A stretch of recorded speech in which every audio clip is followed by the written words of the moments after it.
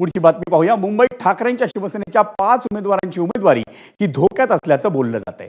मालाड पूर्व परिसरातल्या पी उत्तर पूर्व विभागातल्या वॉर्ड क्रमांक 38, 39, 40, 41, 42 मध्ये ठाकरेंच्या शिवसेनेच्या उमेदवारांची उमेदवारी धोक्यात आल्याचा सांगितलं जात आहे।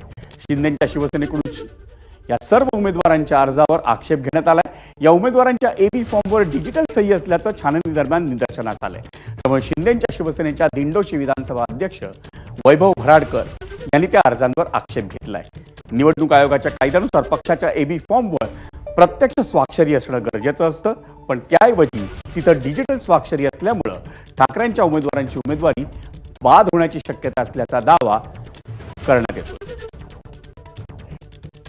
युपीटीचे ज्या लोकांनी फॉर्म भरलेले आहेत, अर्ज दाखल केले आहेत, त्यांच्या एबी फॉर्मवर प्रपत्रावरती हे डिजिटल साईन आहे आणि आदर्श आचारसंहितेप्रमाणे त्यामध्ये डिजिटल साईन आपण करू शकत नाही। त्याला वर प्रत्येक फॉर्मवर ओरिजिनल साईन असणं आवश्यक आहे आणि ते असताना एक प्रकारे निवडणूक आयोगाला त्यांनी चुकीची माहिती दिली किंवा चुकीच्या पद्धतीने जे काम केले असं आमचं ऑब्जेक्शन आहे। ते ऑब्जेक्शन आम्ही आता मुख्य निवडणूक निर्णय अधिकारी आमच्या विभागाचे ते उत्तर पूर्वाचे त्यांच्याकडे आम्ही ते सादर केलेलं आहे।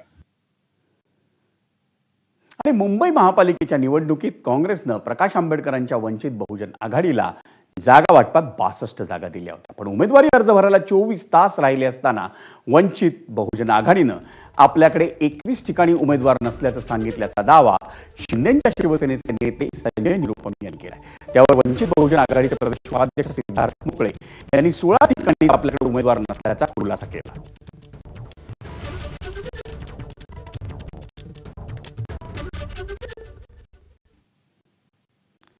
आणि वंचितच्या 16 जागांच्या आघाडीवरून भाजप आणि शिवसेनेनं काँग्रेसवर निशाणा साधला।